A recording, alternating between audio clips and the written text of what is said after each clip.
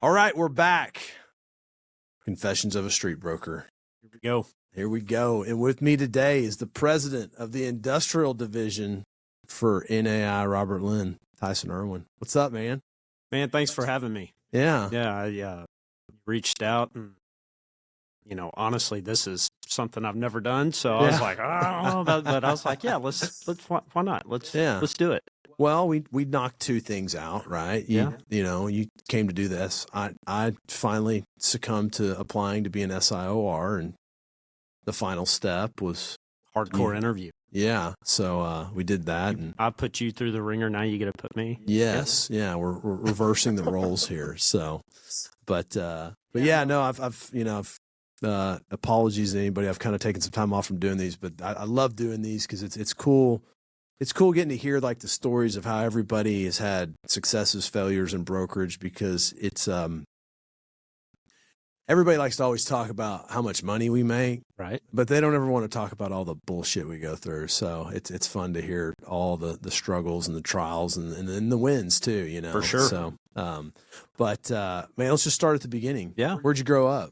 Grew up in Amarillo, Texas. Okay. Grew up on a farm and ranch. Farming background. I always thought my grandfather bought all the land, was kind of the original, put it all together, and then it went to my grandfather, and then got passed down to my dad. But since 9, I always worked on the farm. Yeah. And what did y'all farm? So it was wheat, corn, and then just Milo, just feed for cattle. Mm-hmm. And then we raised a bunch of yearlings. Okay. And so I thought that's what I was going to do. I was just next in line, and grew up, went to tech, was getting an ag business degree. Yeah. And I'll never forget this day. It was the day that we finished wheat harvest, and I was sitting in my grandfather's backyard with him, and we were having a beer, and he was a man of very little words. And he looked at me and he's like, "Hey, you think you want to do this?" And I was like, "Well, yeah, that's what I want to do." Yeah. And he said, "Hey, I want you to do me a favor." I said, "Yeah, what's that?" And he goes, "Go do something else." And I was like, "Oh." And he's like, "Listen, this will always be here." Yeah. But he's like, "I want you to go do something else." Yeah. And at the time I was too immature to understand why. His reason was, he's like, "Listen," he's like, "I want you one day to be able to take your family to the movie and not worry about spending the money." Yeah. And I went home that night and I cried, and I was like, "Oh my gosh, I just got fired from the family business." But that was probably some of the best advice. You maybe got a promotion. Yeah. That was some of the best advice, I've ever received, is my grandfather just giving me that nudge saying, "Hey, just go do something else." Yeah. Like, it's a tough business. So, here I am. Well, so, a lot of times people just get into the cycle of doing what their parents did. Right. And you don't really learn anything different, right? And you don't know anything different because everything was good, right? Everything was fine. Like, you didn't know what you don't know yet, that not that things were wrong, but things could be better, or like, this isn't, there's other things out there. Right. And, it's like Isabella, who you met. She's like, "I thought I was just going to be a teacher because all of my family was teachers. Like, everybody was a teacher, Mm-hmm. and so she's so excited she didn't become a teacher because I got her right out of college, So, Yeah. But, so where'd you go to high school in Amarillo? 4A school south of Amarillo. It's actually in the Canyon School District. Okay. Canyon Randall. So lived in Amarillo, went to a Canyon School District school. Canyon. Yeah. Yeah. And then just figured you go to tech. You're in West Texas. Yeah, my sister was there. Yeah. I knew it was either go to West Texas A&M. Yeah. Or tech, and my sister was at tech, and so I flew south and went to tech. So you were majoring in ag business, but you got your degree in finance. Yeah. So after my grandfather fired me, Mm-hmm. I went back to school. That was my freshman year. Yeah. And I changed my major. Yeah. And changed it to finance. And luckily, pretty much all my classes transferred. But yeah, I switched after my freshman year. So you go into finance. Did you have an idea of what you wanted to go to in finance, or was it just like finance seems like a great thing to do? Anybody tell you to go do finance? No, I was fairly good at numbers, and so there wasn't a whole lot of thought, honestly, that went into it. I knew, being in ag business, I just transferred over to the business school, and so there wasn't a ton of thought, honestly, in finance. But yeah, degree in finance, and then I thought, I didn't know exactly what I wanted to do, so I thought, hey, let's go be some, investment banker. Yeah. I just thought that sounded cool. Yeah. Straight out of school, there was a fraternity brother of mine that started his own investment bank here in Dallas. Okay. And I was his analyst / right-hand man. And it was a great opportunity for me. And I went and worked with him for a little over a year. Yeah. And it was a phenomenal experience. I learned a ton. What I also did learn is being an analyst / investment banker was not my deal. Yeah. So I had to get out of there pretty quick. And so I was with him for a year. The funny story about that is it was a very small company. And so when I decided I wanted to do something else, I went to one of big family friend of ours, Chris Teasdale. Oh, yeah. And I went and sat down with him, and I didn't know I wanted to do real estate. I just knew I didn't want to do investment banking. And so I started networking with Chris. He was introducing me to a number of different people that he knew, and I felt bad. I felt like I was cheating on my existing job. Yeah. And it was your typical, hey, I want to go, I've got a doctor's appointment or whatever. Yeah. And so finally, I went to my boss and I just said, hey, listen, I need to be upfront with you. I'm looking to do something different. Yeah. And he did something that I'll never forget and fully appreciate. He said, hey, listen, I understand. He goes, here's what we're going to do. He goes, for the next month, I'm going to pay you your salary and you can work whenever you want to work. He goes, all I ask is that your work is done by the next day. Yeah. He goes, so if you need to come in at 5 p.m. and stay here till 3 a.m., he goes, you can do it. He goes, I don't care. He goes, you can interview on my time. Yeah. He goes, but after a month, you're done. Yeah. And so I got on it really hard. Yeah. And started networking. And a lot of the people that Chris was putting me in touch with were real estate professionals. And that's really how I got, connected with Robert Lynn. Yeah.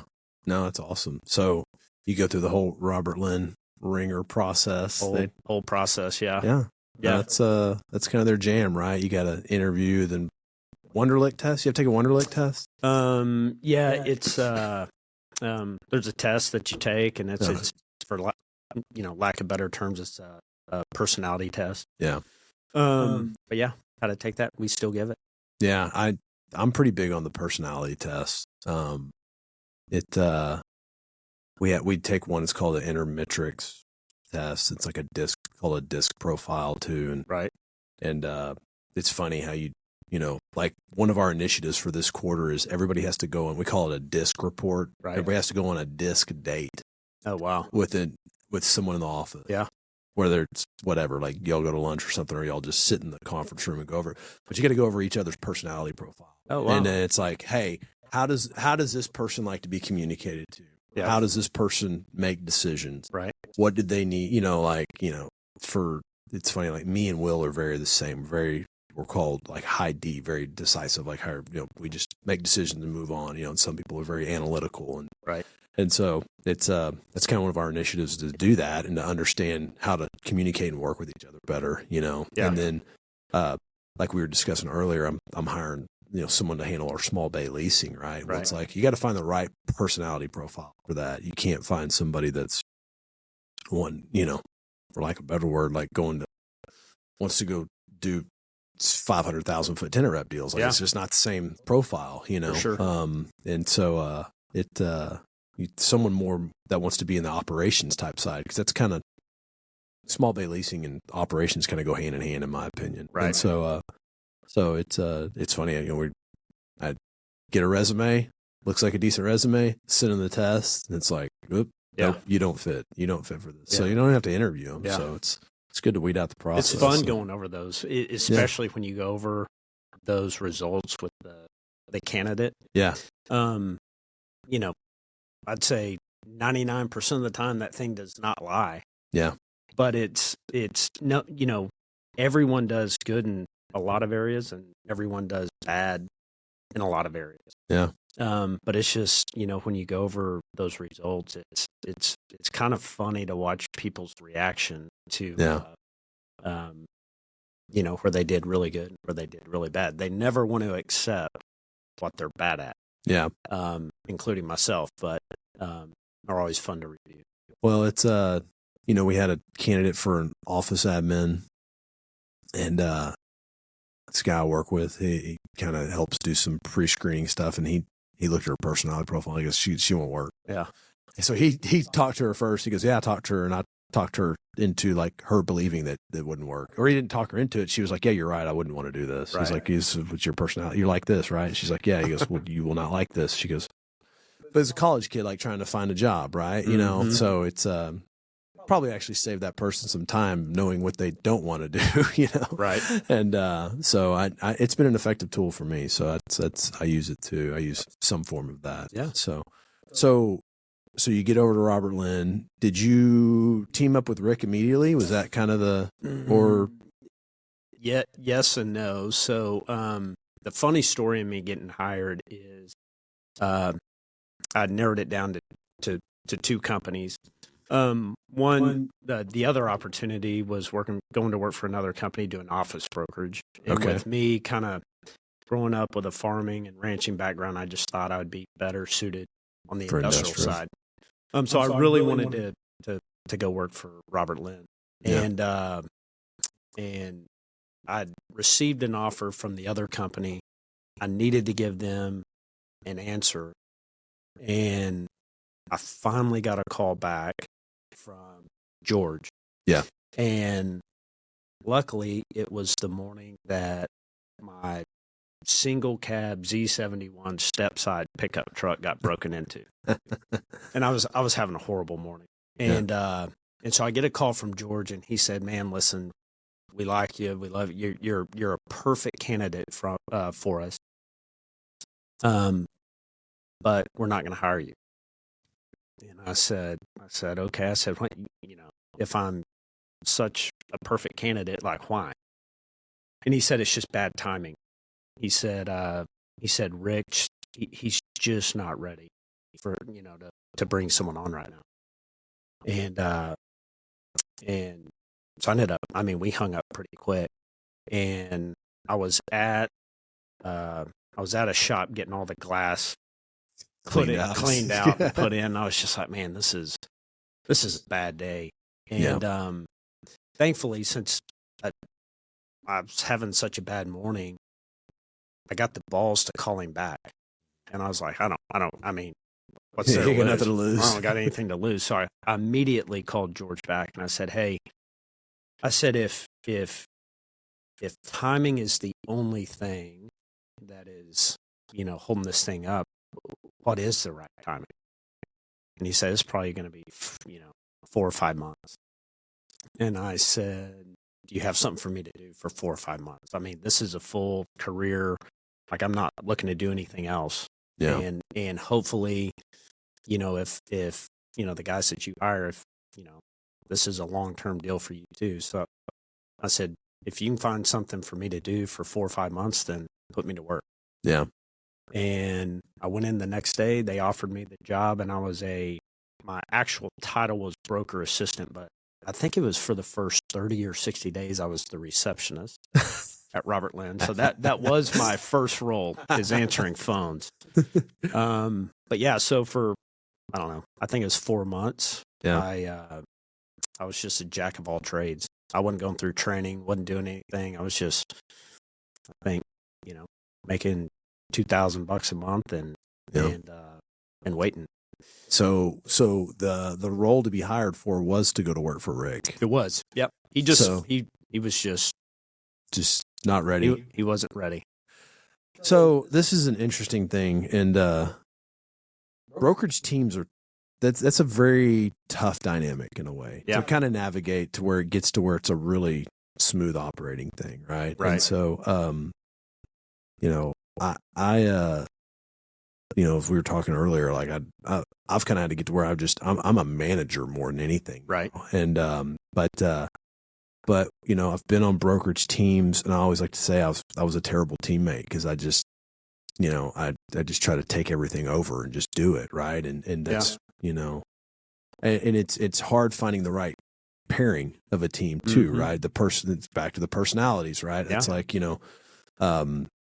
so when timing was right for Rick, how did y'all kind of start setting all that up? Yeah, I mean, it was he got to a point where he was very landlord rep heavy, and he lost a lot of focus on the tenant rep side. He just didn't have the bandwidth, and so he was really looking for someone to come in and kind of pick up where he left off. Yeah. So that's really what my role was is day one it was go take over Valwood. Yeah. And that was 20 years ago. So from my perspective, brokers we're kind of greedy by nature, right? It's like, reluctant to hire other people because you don't want to share, right? It's hard to see sometimes. You can actually probably achieve more if you can hire the right person, right, and to grow a team. And so, I've always kind of thought, we both grew up in the same model. The Mercer company model was adapted from Robert Lynn. Yep. So, I've always thought at some point, like now that I've taken a step back from it and look at it, like you almost need if you took a sub-market and said, this is the guy that does tenant rep in the submarket. Yeah. This is the guy that does landlord rep in the submarket, right. And like they work together, but like one is because I always kind of felt like when I was calling on tenants, I forgot about owners because I was just so like beat down the door call on tenants. Yeah. I never nurtured owners. Owners it's a little different call cycle, right? It's tenants are very transactional. Yeah. Like, hey, what do you need? You need something? Cool. I'm gonna move you down the street. Great. Boom, boom, boom. Right. Made a fee. Owners are like, you got to kind of date, give them good information, bring them good stuff, eventually they'll break their relationship with their other listing broker, bring all this value to them. Whereas you could, on the tenant rep side, you can walk in on real estate day and you're good to go. Someone could walk on real estate day and then Tyson Erwin's been in there for 5 years straight in a row. And they're like, oh, I forgot about you, but this guy brought me this building and we went and leased it. And sorry, man. Like, Yeah. And so I always thought if a market director could have the maturity to say, hey, I'm a tenant rep guy. Right. I am not doing my landlord business. I know how to do landlord business. Right. But I'm not doing it to the level that needs to be done. Right. I always think of landlord business and I automatically think of Ken Schultz. I'm like, that guy is like the machine of landlord business, right? And so it's an interesting dynamic to say, for him to, for me, I never had the maturity to do that. I'm like, oh, well, I'll just go win the landlord business. Oh, I'll just go win the tenant rep, and right, and never develop it as a team. Well, I think what helped us early on and to this day, what continues to help us is we're completely opposite from each other. Right. That's probably what it needs to be. I mean, it's you always hear opposites attract. And over the years, you hear people go, man, how do y'all work together? Because you guys are totally opposite. And, it's just worked because we have been so opposite. Yeah. So yeah, it's been a good 20 years, good run. And, here recently, golly, I'm going to screw up on my timing. Probably 3-4 years ago, we hired a third guy to come on our team, Brian Denning. And so there's 3 of us now, and he's killing it. He's out there hustling. And so we're a full team of 3 now.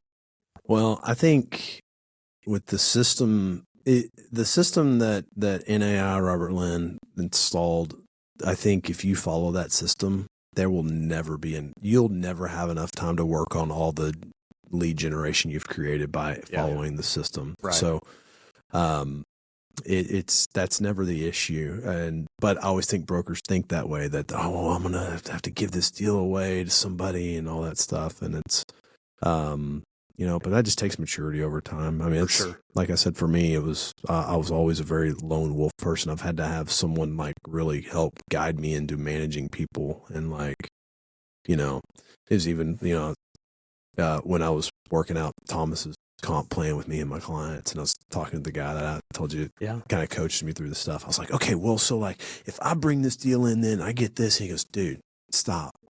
Just split it with them. Everything. Yeah. Like if you don't like this, I was like, okay.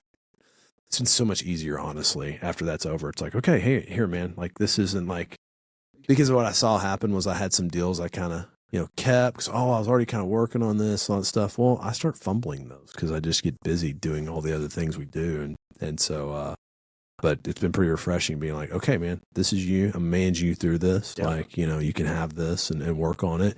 Take me to, if you got a big TIP meeting, bring me in. If you've got someone that you've been calling on, they told you they need to do something, but then they started ghosting you, I'll call them, right. And kind of, so that's playing the coach role a little bit more, but still being able to jump in when needed is kind of where I'm at. And I kind of enjoy that. So. Well, and I mean, you give a guy like that the full reins and then you take care of him like that. Yeah. My goodness. It's, he's going to be loyal. Yeah. You know what I mean? That's the intent, right? Too. Yeah. And then, he's not going to starve in the beginning, right? Right. He's going to be able to make money immediately because we have listings, we have 10 rep assignments that, a lot of the times it was just like, I would get 10 rep assignments and I didn't know. I'm like, yeah, okay, man, I'll get to working on this. I didn't really have anybody here to just hand it off to. Right. And, so that's what's great now. It's like, hey, this guy needs, 25,000 feet, long-time client. That's the example right now. We're at leases on a 25,000 foot deal, long-term client of mine, he did the whole thing. Yeah. Like, we're at lease review now. So now I'm like, okay, read the whole lease, then come to me with your questions, and take the LOI, take the lease point checklist, read it. Yeah. I go, this is how you get good at reading leases. Right. Yeah, fucking read them. Right. Like it's really the only way to do it. Most young guys, including myself, didn't. I mean, I had Rick and other senior guys, but I didn't have anyone, just giving me, work to go, a book of business to go work on. So, what a great learning experience. It is. It's been good. So so you get with Rick, you start calling in Valwood. Yeah.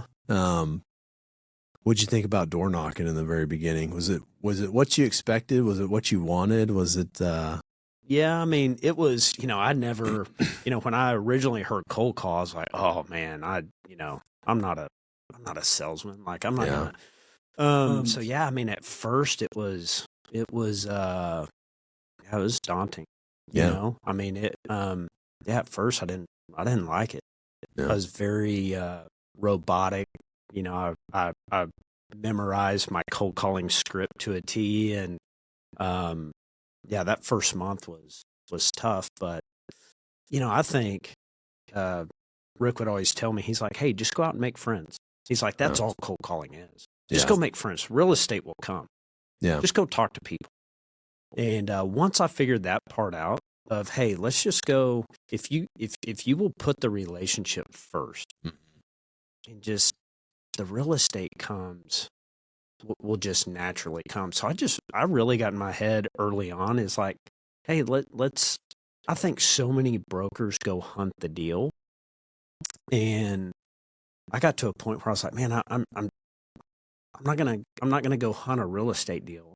Let's go create relationships. Yeah. And I'm going to be here long term. And so I literally got to a point where I loved hearing. I figured out fast that if I went in on real estate day and they said, hey, it's your lucky day. We're in 40,000 feet. We need 70,000 feet. We're going to talk to you and A broker, B broker, and C broker. And it's a big dog and pony show. Sure. That's honestly not my game. Yeah. But if you said, hey, if you go have a really good visit and they said, hey, our lease is up in 4 years. Yeah. I got to where I love that. I was like, man, this is now we're playing my game. Yeah. Give me 4 years. And that's where I felt like I could win that deal. Right. And so that's why I tell our young guys is I'm like, man, you hear those long timelines and it's discouraging. You're like, man, there's never a deal. There's not going to be a deal for 3, 4, 7, however many years.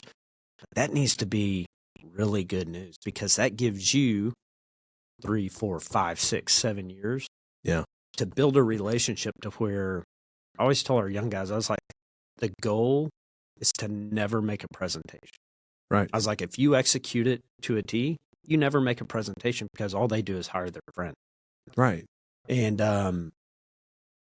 so kind of goes against the grain a little bit is, we always talk about the big pitch and the presentations you've and done. all. And I'm like, man, don't ever make a presentation. Never. You're going to have to, but if you do it right over a period of time, you shouldn't be making presentations.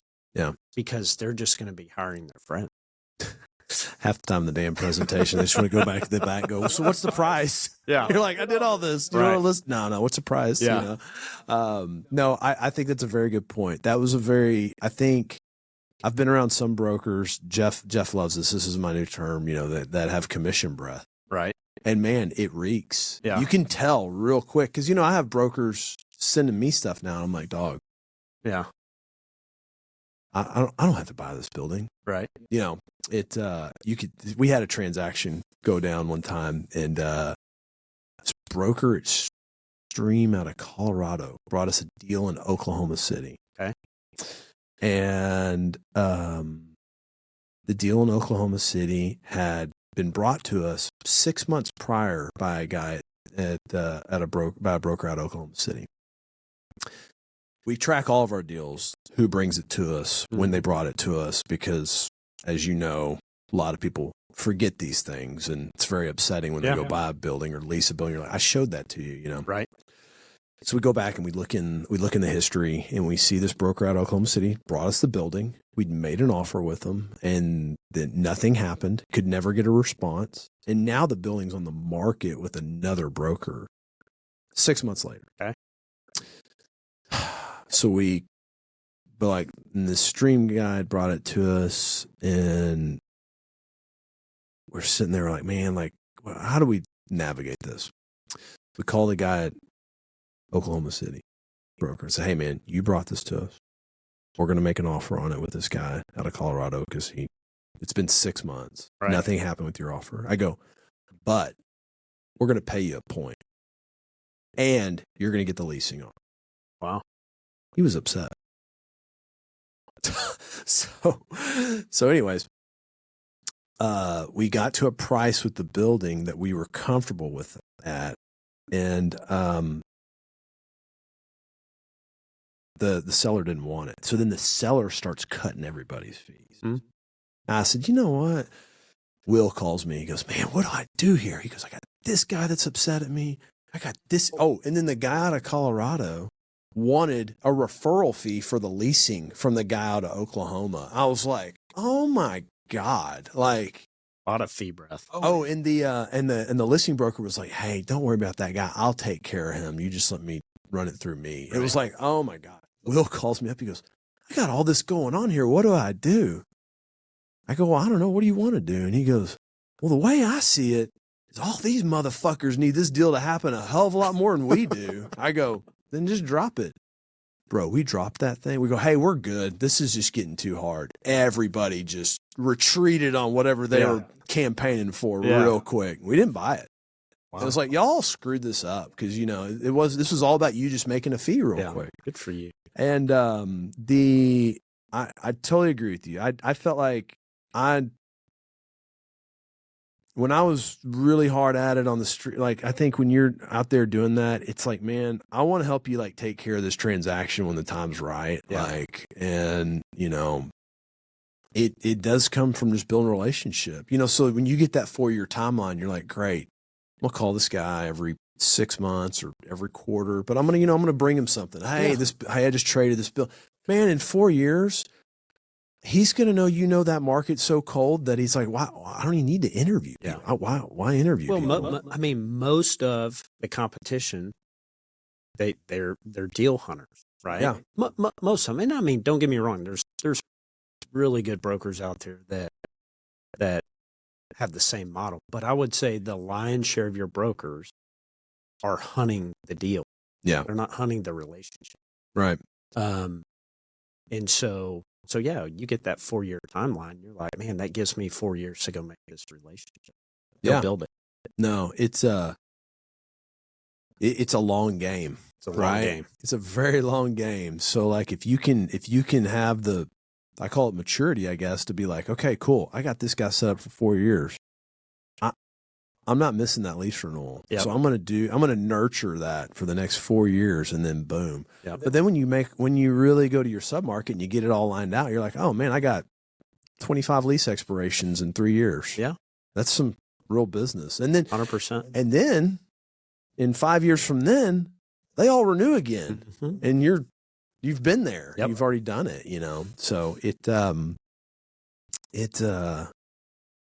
it's you got to look at it as building that business out. And then, man, it's like year 5, they'll start those 3-year deals you did when you first start renewing, or they start moving up in space. Right.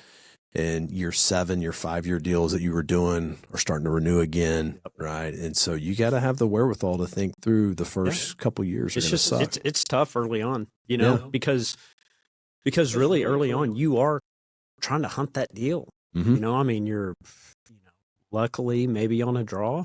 Yeah. And so you're like, man, I got to figure out a way to make money here. Yeah. So it's hard to get into that mindset of going, hey, I'm going to get excited when someone says there's no business here. Yeah. It's tough to get in that mindset. Yeah.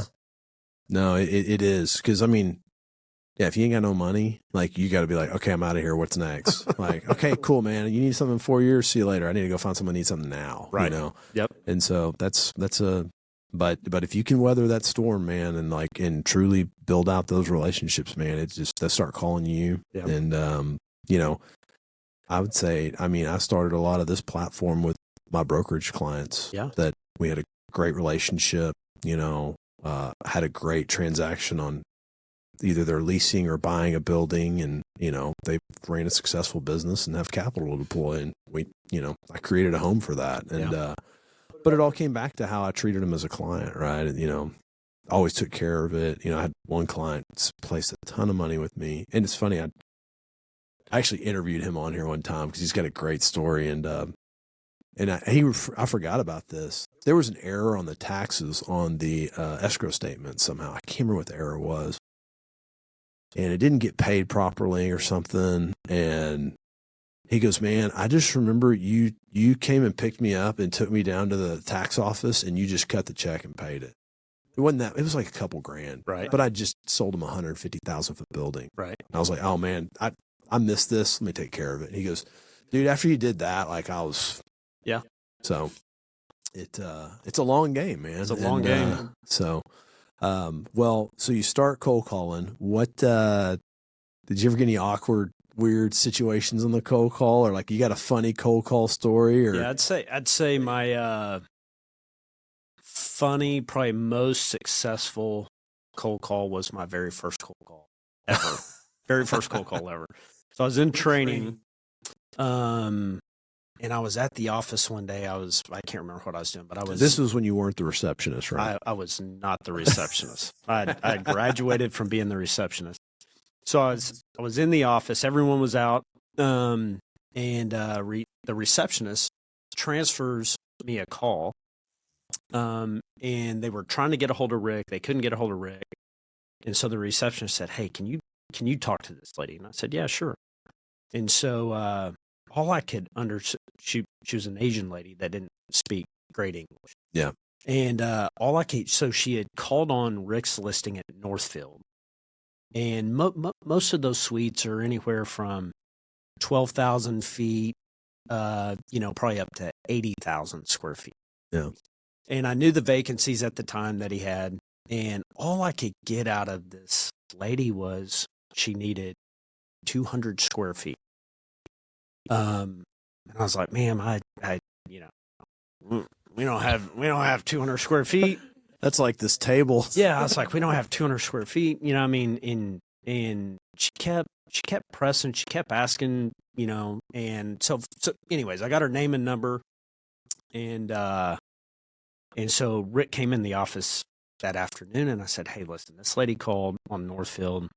I was like, I honestly could not understand a thing she said. I was like, I think she needs 200 square feet. He's like, all right. He's like, well, let's, he goes, tomorrow we're going to go make calls for the first time together. He goes, so let's go make calls. Let's see if we can figure out if she even has a location somewhere. And if she does, we'll try to go call on her and qualify the deal. I said, great.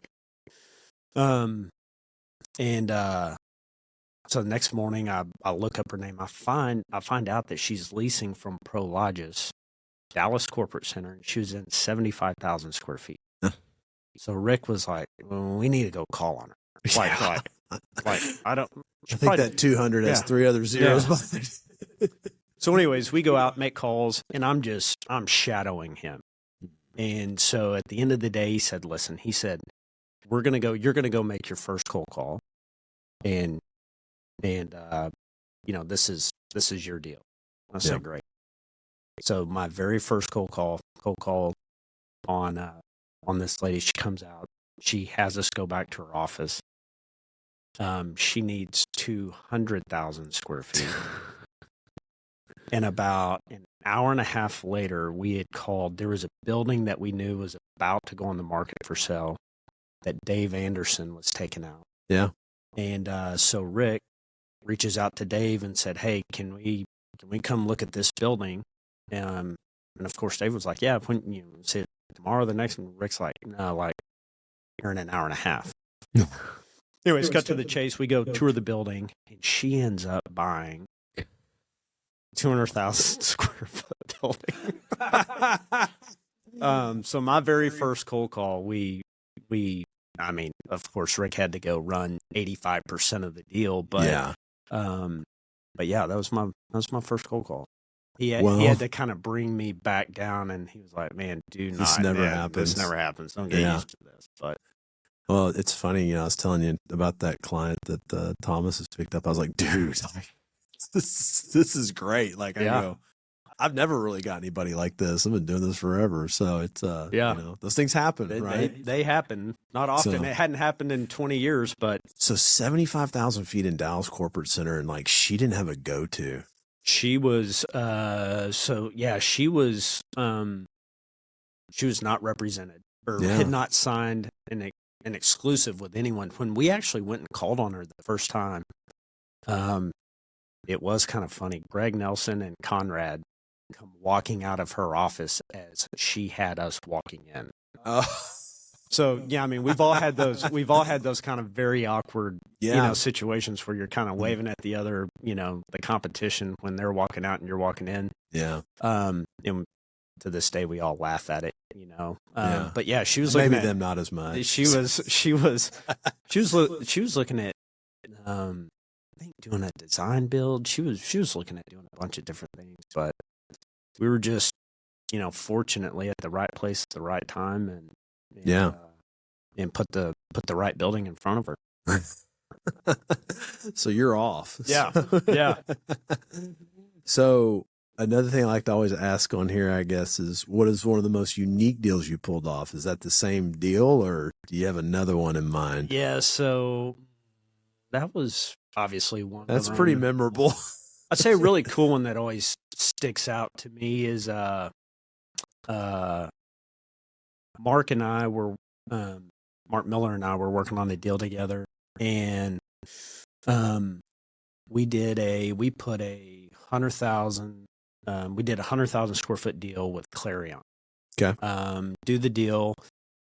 This is probably 7-8 years ago, and probably 7 or 8 months after we did the deal with Clarion, we worked with Steve Tracy.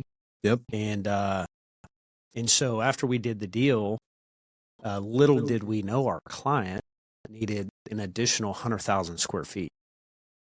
And so they had built the relationship, rightfully so, with Steve as we were going through space planning, and we were, it was a shell building. The original building was a shell building.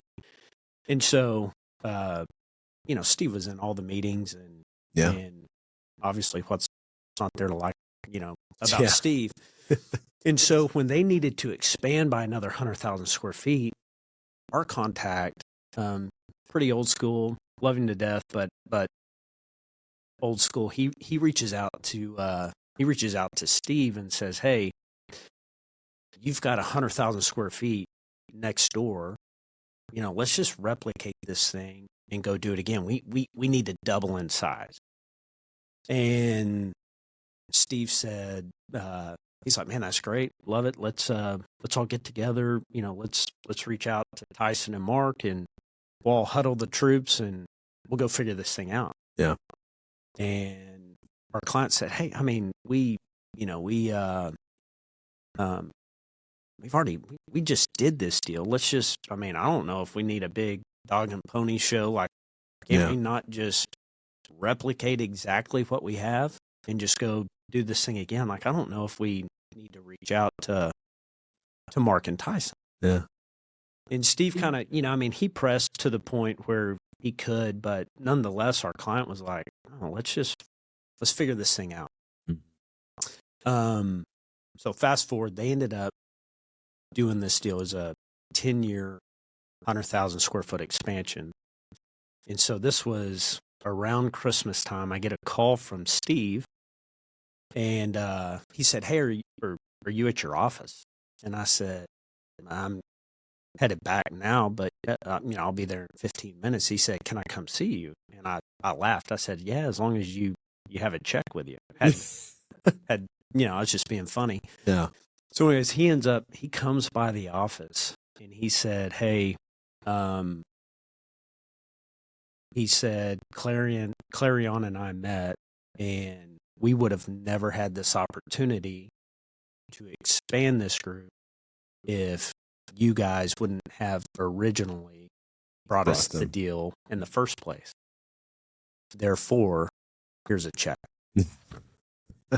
And so Mark and I got a very sizable check on that deal. And we did bring him the original deal, but that will always, kind of stick with me. A lot of owners wouldn't do that. Yeah. So to have Clarion pay a very sizable fee, and look at it like that, meant a lot. It to Mark and I, wasn't about the money. It was just about, man, these guys are doing something that A, they don't have to do, B, they don't need to do. But they're I guess questions out on whether they did the right thing or not. But they realized they wouldn't have had that expansion opportunity if it wasn't for what we originally did. And then, of course, Steve, you got to look at it from a leasing. Steve could have made 4.5% and just ran that thing direct. He gave up half his fee to pay us when he did 100% of the work. Yeah. And I don't know really any other leasing agent that would do that, so that made big impact on me and kind of, I just hope I can,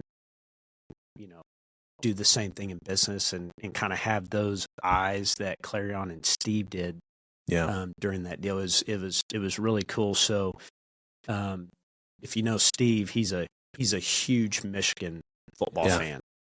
And so Mark and I were like, man, we've got to, if we just say, hey, let's go to dinner or whatever, it's got to be impactful. Yeah, it has to be impactful. So, Jim Harbaugh was the coach at the time. Yeah.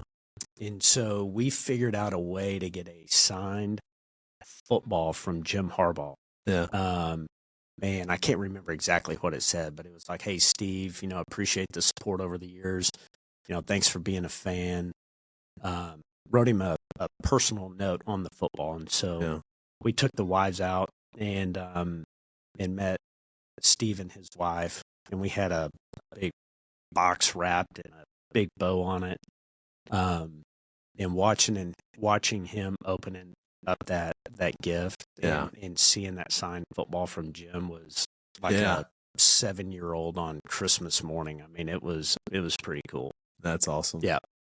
Well, so Steve is right at, for working the market you work, y'all work together all the time. Yeah. Right. And I always thought it was very important in the sub-market you work to be really, you're competing with other guys, but honestly, man, y'all need to work together a lot. Yeah. Because you're going to cross paths a ton. Yeah. And, I always tried to be really friends with all the brokers in my sub-market and, not stingy on sharing information. And, there was always a guy that would show up and be a real asshole. And he's probably gone in 1 to 2 years, it seemed like. You can't even remember who they are anymore now, but I was just, there's guys that do that. But, I think that's a pretty good testament to how much he respected y'all's relationship because 1, he's done a ton of deals with y'all prior to that. Right. 2, he knows he's going to do a bunch of deals with you after that. Yeah.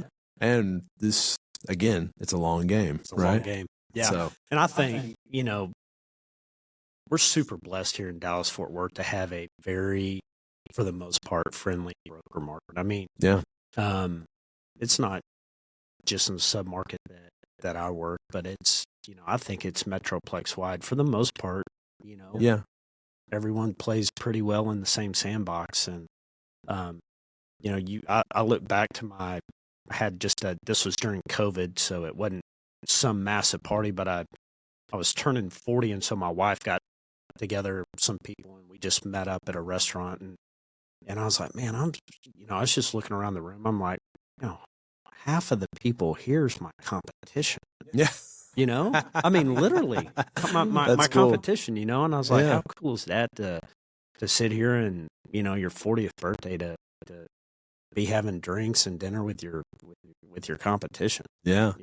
So no, that's, when I was in Brook Hollow really hard, like Haynes was down there and I was always like, man, I was always excited to show one of his listings to one of my clients because I was like, if they like it, we are making this deal. Right. You know what I mean? I was like, and vice versa. If Haynes showed up on one of my listings and his client liked it, I was like, bro, this could be your deal to lose. Yeah. Because we just worked so well together. For sure. And it was always exciting to have those. And I had those relationships with a lot of those guys. But it's, I think it's very important to not be so myopic that you just need to focus on yourself the whole time, that you need to make a deal. Like those guys are out there making deals too. Yeah. And there's a lot of crossover. Right. And that was something I always valued, was like being really tight with all my competitors in my submarket. For sure. It made a lot of sense. But you're right.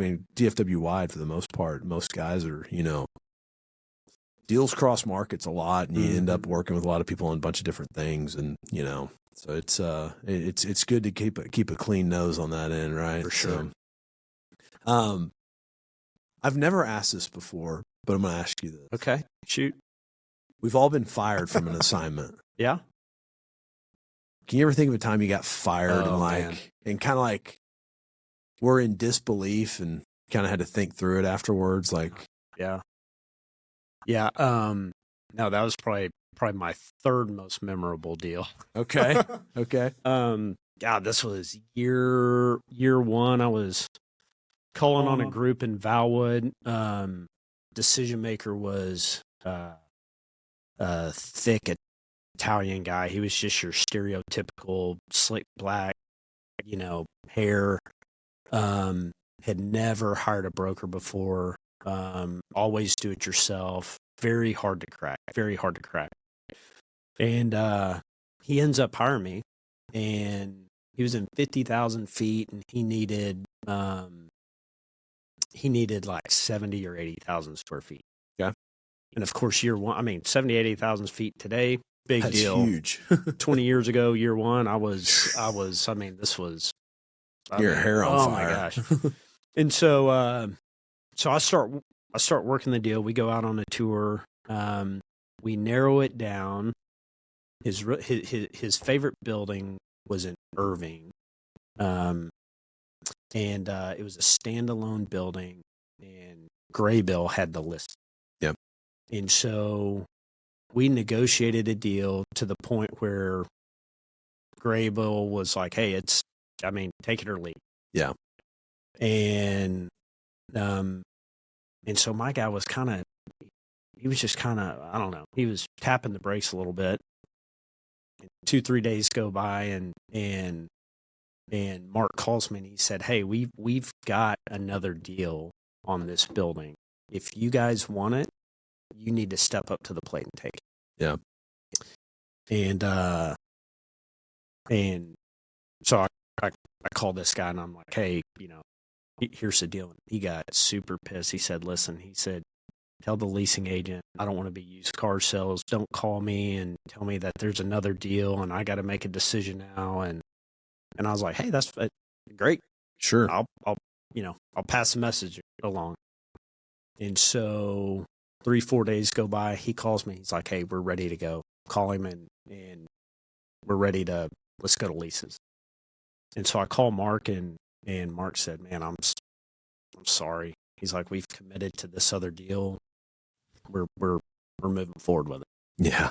And so I call my client. He was pissed, but he wasn't going to fire me over it. Yeah. So I tried taking him up to a building up north that Billingsley had, and he didn't want to go that far north. And so he finally decided, he's like, all right, let's go look at it. So we go look at it, and there's a quad box. 25% of the quad was leased. The other 3 corners were available. And so we meet Carter Crow at the building, and we start negotiations, a day or two after that, and we get to a point where we're about to go to leases. Carter calls and he says, hey, the existing tenant that we have in that 25%, they're going to expand into the corner that you guys want to take. That's the bad news. The good news, we got 2 other corners. I think they were 75. So they had 150,000 square feet. Yeah. So as long as he's willing to take another one of those, it's just, we're just flipping him. Yeah. And so we ended up saying, great, agreed to it. His credit was average at best. And so we were trying to get over the hurdle of security deposit, and burn off, and you name it. And we agreed to terms. We agreed to the lease. And my client said, hey, when I sign this lease, I want to go personally shake Henry Billingsley's hand. I want to shake his hand, look him in the eye. I want him to know I'm going to be a good tenant. And I said, I'll see what I can do. So I call Carter, and he's like, yeah, sure. He's like, Monday, this is like on a Thursday, Friday. He goes, Monday, let's meet at Billingsley's offices. Henry said he'll, we'll all meet and sign the lease. And so I was picking my client up Monday at 11 o'clock to go sign the lease and shake Henry's hand. And Monday morning, I'm in Valwood making calls, and I get a call from Carter and he said, "Hey, bad news. An existing customer of Billingsley's needs more space, and they need 150,000 square feet." He's like, "So we're gonna." I'll never forget these words. He goes, "We're gonna politely pass on this deal." And I'm like, "Oh my god!" So I was just running in. So I end up just pulling up in front of his office like at, I don't know, 9:30. Yeah. And walk in.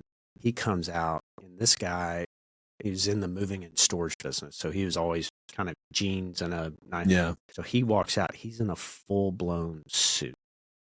Oh, he was ready. He was ready to go. Oh.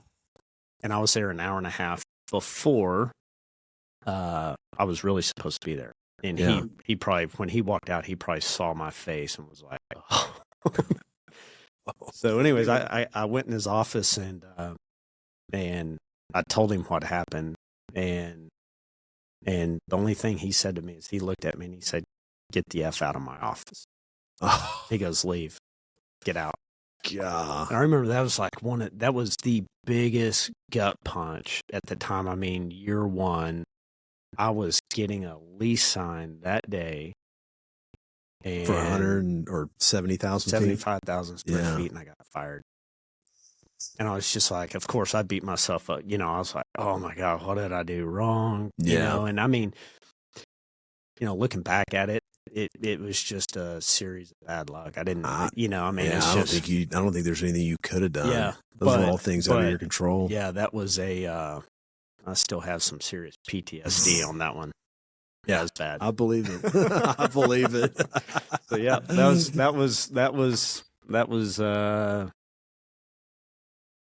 was a firing I'll never forget.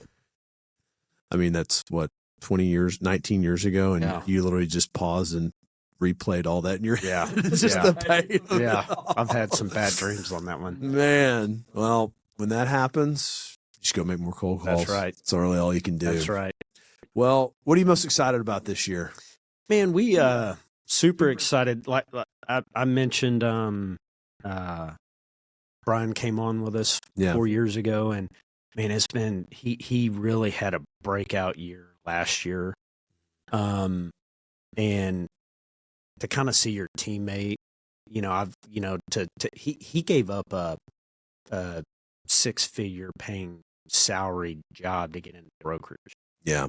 And so he took a huge step back, and to see him really get his feet underneath him and have a unbelievable year last year, just, man, that it was awesome. You know, so knowing that I feel like our team's positioned really well. Yeah. With where Rick's at and where I'm at and where Brian's at. You know, we're in a good spot to go have a good year. That's cool. Yeah. That's cool when it all starts coming together and everybody's winning. It's you know, as we were discussing earlier, and I got a team here, and it's just like watching. I'm just kind of pushing them, like, hey, what are you going to do this year? Well, this is what I'm going to do. Okay, well, how are we going to do this? Yeah, you're going to do this, and this, and it's just staying on top of them, and you know, watching them, you know, succeed and you know, take the reins of these things and run these things, and it's fun to see that growth. Yeah, you know, for sure. So it's fun to watch. But well, I know you got to get out of here, man. So I really appreciate you coming in. Well, thanks for having me. You know, hopefully I pass the SIR interview and get me some little acronym behind my name now. So all good, man. Well, thanks for having me. This was awesome. Yeah, no, great story, man. Hopefully I didn't make your ratings go down. No, they'll come back up. Because like I said, I've been taking these off, but people it's crazy. Like, well, the people listen to our weekly one, but then when they hear these, this is what, like, the ratings go. Yeah, they go up because it's great for young brokers to hear these things. Yeah. I mean, to hear, you know, hey, you're gonna get your teeth kicked in pretty hard, right? And you're gonna get over it. Yeah, and it scars, but you know, there's a lot of bad things that happen, but you know, that's really only 10% of it. But sometimes it takes over. But remember, the 90% of it's great. Yeah, so for sure. But well, Tyson Erwin, everybody, thanks, man. Thanks for coming out. Thanks for having me.